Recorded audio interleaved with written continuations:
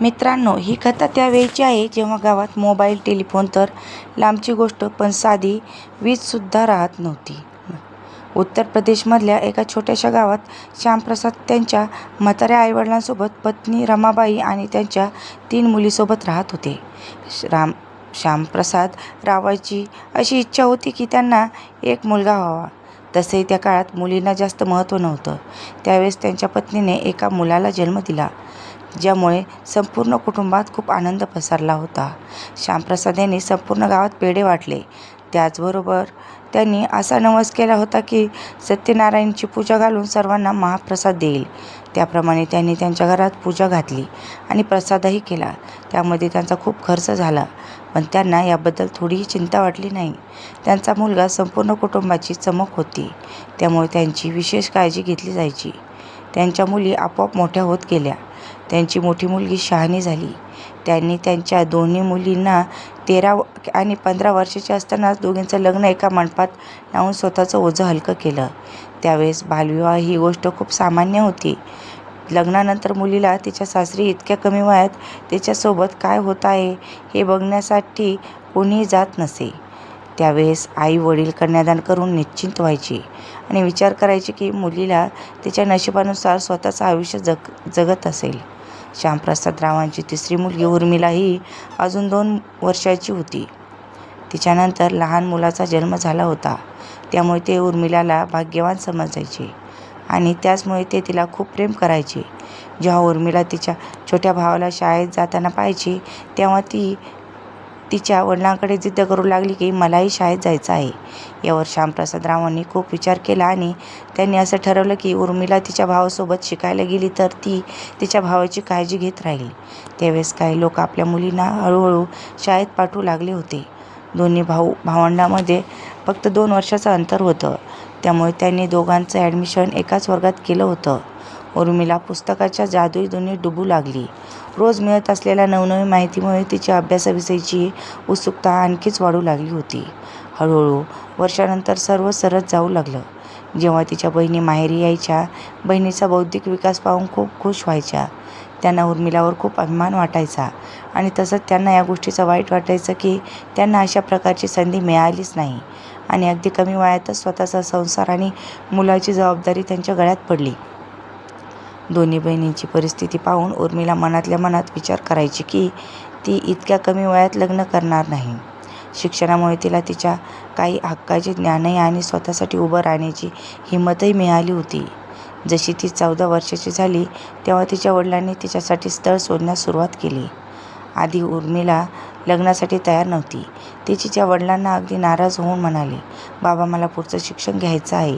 माझं इतक्या लवकर लग्न लावू नका." मुलीचं मन राखण्यासाठी श्यामप्रसाद रावांनी विचार केला की काही वेळासाठी थांबावं, पण जेव्हा उर्मिला 16 वर्षाची झाली, तेव्हा गावातील सर्व लोक कुजबुजू लागले. त्यांचं असं म्हणणं होतं की इतकं वय झालेल्या मुलीला अविवाहित ठेवणं म्हणजे खूप मोठी गोष्ट आहे. आता श्यामप्रसाद रावांनी उर्मिलाचं एकदाही ऐकलं नाही आणि ते तिच्या लग्नाच्या तयारीला लागले. लवकरच त्यांनी उर्मिलासाठी अरुणचं स्थळ पसंत केलं. उर्मिला आणि अरुणमध्ये 10 वर्षाचं अंतर होतं. अरुण आणि त्याच्या कुटुंबातील लोक खूप चांगली होती, त्यामुळे उर्मिला आणि अरुणचं लग्न ठरलं. उर्मिलाने अनेकदा या लग्नासाठी नकार दिला, पण तिच्या घरातल्या कोणी व्यक्तीने तिचं ऐकलं नाही. तसं तर मुलींना यामध्ये काही बोलण्याची कसलीच मुभा नव्हती. उर्मिलाने अनेकदा विरोध करण्याचा प्रयत्न केला, पण लोकांनी इज्जतीची भीती दाखवून तिला गप्प केलं. शेवटी जे व्हायचे ते नको ते होत झालं. उर्मिला आणि अरुणचं लग्न झालं. रडत रडत उर्मिलाने त्या घराचा निरोप घेऊन स्वतःच्या सासरी पोहोचली. संपूर्ण दिवसभर विधीमध्ये निघून गेला. दुसऱ्या दिवशी पूजा झाल्यानंतर उर्मिला जेव्हा तिच्या खोलीत पोहोचली, तेव्हा तिने पाहिलं की खोली अगदी मस्त सजवली होती. ती सजलेली बाहुली त्याच खोलीच्या पलंगावर मधोमध बसली होती आणि स्वतःच्या नशिबावर अश्रू वाहत होती. इथे तिच्या नवऱ्याला म्हणजे अरुणला त्याचे सर्व मित्र पहिली रात्र म्हणून चिडवत होते. अरुणसुद्धा इतक्या कोवळ्या आणि सुंदर पत्नीच्या सान्निध्यात जाण्यासाठी अगदी व्याकुळ झाला होता. रात्रीचे 10 वाजले होते, तेव्हा मित्राकडून स्वतःची सुटका मिळवून त्याला खोलीत जाण्याची संधी मिळाली. तो हातात एक लाल गुलाब घेऊन धडधडत्या हृदयाने खोलीच्या दिशेने जाऊ लागला. इकडे लग्नाच्या खोलीत नववधूचा पोशाख घातलेली उर्मिला नुसती रडत होती. तिला भीती होती की तिचा नवरा येताच तो तिच्या भावनांकडे दुर्लक्ष करून तिच्याजवळ येण्याचा प्रयत्न करेल. कारण तिच्या मोठ्या दोन्ही बहिणीसोबत लग्नानंतर असंच सर्व काही घडलं होतं. या सगळ्या गोंधळात मग्न असलेल्या 16 वर्षाची उर्मिला घाबरून लग्नाच्या बेडवर बसली होती. तिला नवरा बायकोच्या नात्याबद्दल फारशी माहिती नव्हती. तेव्हा तिचा 26 वर्षाचा नवरा अरुण खोलीमध्ये आला. उर्मिलाच्या डोळ्यातून भीतीमुळे अश्रू वाहत होते. अरुणच्या इच्छा गगनाला भिडल्या होत्या. तहानलेल्या तळमळलेल्या डोळ्यांनी नवविवाहित नवरीकडे बघत तो पुढे सरकला. त्याचे मन खूप उतावळे झाले होते. अरुण जसा पलंगावर येऊन बसला तेव्हा उर्मिला रडण्याचा आवाज अजूनच वाढला. तिच्या हुदक्याचा आवाज ऐकून अरुण चकित झाला आणि म्हणाला, "तू का रडत आहेस?" त्याने उर्मिलाचा चेहऱ्यावरचा घोंगट वर केला तेव्हा त्याने पाहिलं की उर्मिलाचा चेहरा अश्रूंनी पूर्ण करून गेला होता. तिचे डोळे रडून रडून सुजले होते. अरुण अगदी प्रेमाने म्हणाला, "तू इतकी का रडत आहेस? बाथरूममध्ये जा आणि फ्रेश होऊन ये." उर्मिलाला जणू तिच्याकडून पळ काढण्याची संधीच मिळाली होती. ती अगदी झटकन उठून बाथरूममध्ये गेली आणि बराच वेळ आतमध्ये जाऊन रडत राहिली. बऱ्याच वेळानंतर जेव्हा ती बाहेर आली तेव्हा तिचे डोळे रडून रडून लाल झाले होते. तिला अरुणची खूप भीती वाटत होती. ती विचार करत होती की अरुण तिच्यासोबत काही चुकीचं वागला तर. तसंही तिने तिच्या बहिणीकडून पहिली रात्रीचे अनेक वेदनात्मक किस्से ऐकले होते, ज्यामुळे तिच्या मनात जणू भीतीच बसली होती.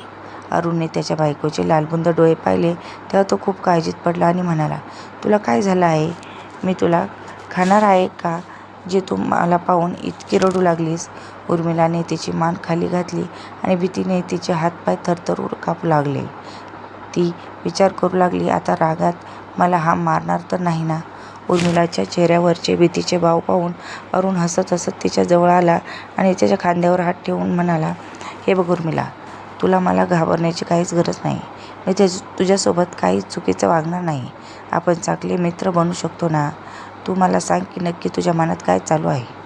अरुणच्या बोलण्याने उर्मिलाला थोडं प्रोत्साहन मिळालं. ती हळू आवाजात म्हणे, "लग्नाच्या पहिल्या रात्रीच्या नावाने मला खूप भीती वाटते. खरं तर मला अजून इतक्या लवकर लग्न करायचं नव्हतं. माझ्या वडिलांनी जबरदस्तीने हे लग्न लावलं आहे. मला खूप शिकायचं होतं."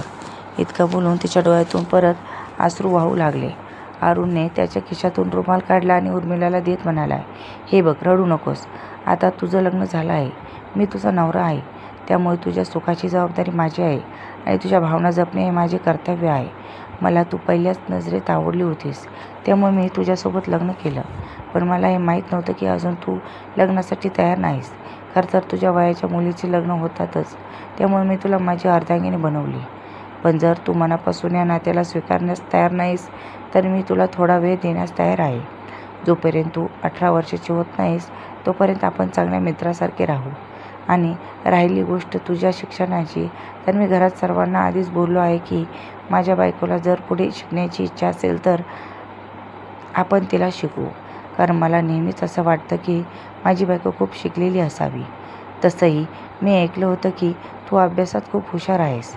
त्यामुळे खूप विचार करून मी या नात्याला होकार दिला होता. त्यामुळे आता तुला मला घाबरण्याची काहीच गरज नाही.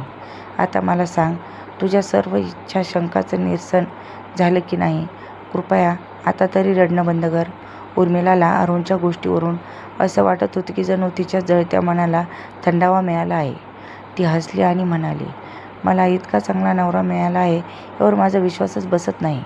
माझ्या मैत्रिणी आणि मला बहिणी मला हेच सांगायचे की लग्नाच्या पहिल्या रात्री नवरा खूप जबरदस्तीने स्वतःचा अधिकार गाजवतो. पण तू तर खूप वेगळा आहेस." त्यावर अरुण हसत म्हणाला, "हे देवा, कमीत कमी माझी बायको हसली तरी. तू नेहमी अशीच खुश राहा आणि तू हसताना खूप सुंदर दिसतेस." हे ऐकून उर्मिला लाजली. अरुण म्हणाला, "चल ठीक आहे, आता कपडे बदल, झोपून घे. आपण उद्या गप्पा मारू."